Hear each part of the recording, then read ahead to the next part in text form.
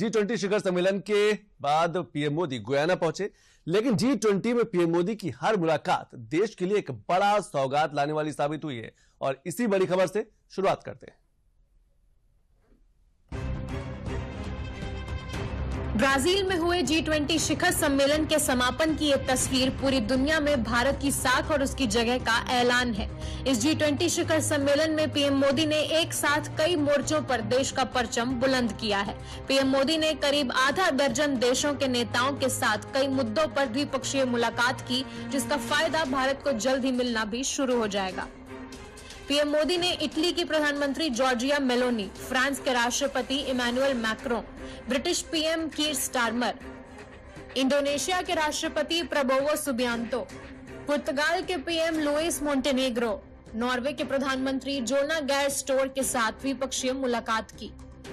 इन द्विपक्षीय बैठकों के साथ ही प्रधानमंत्री नरेंद्र मोदी ने कई वैश्विक हस्तियों के साथ अनौपचारिक मुलाकात भी की।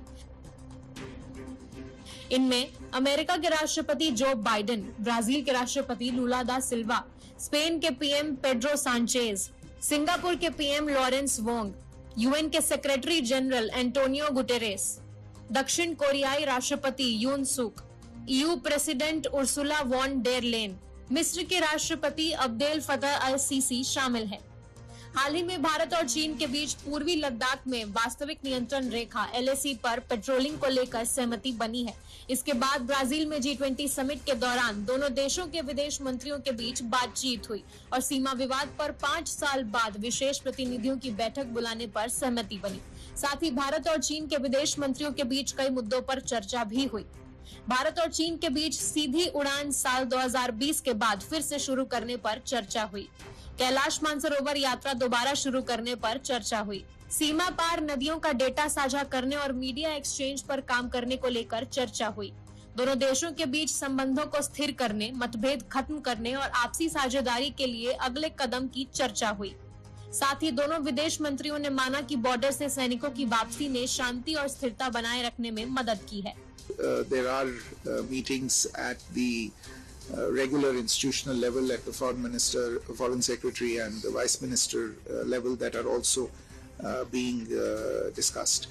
There will be a number of issues of interest that will come up in these meetings. You referred to the Kailash Mansarovar Yatra. In fact, the External Affairs Minister did flag this as one of the issues to discuss. But when the institutional mechanisms start meeting, I'm sure a number of these issues will be taken up in those meetings. मंगलवार को प्रधानमंत्री नरेंद्र मोदी और Australia के प्रधानमंत्री Anthony Albanese के साथ द्विपक्षीय बैठक की। पिछले 2 सालों में ये दोनों नेताओं के बीच 11वीं मुलाकात थी।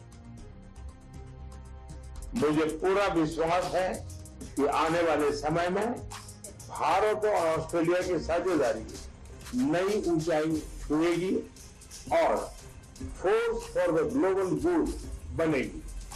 आज हमारे संबंधों के सभी पहलुओं पर विस्तार से व्यापक चर्चा हुई।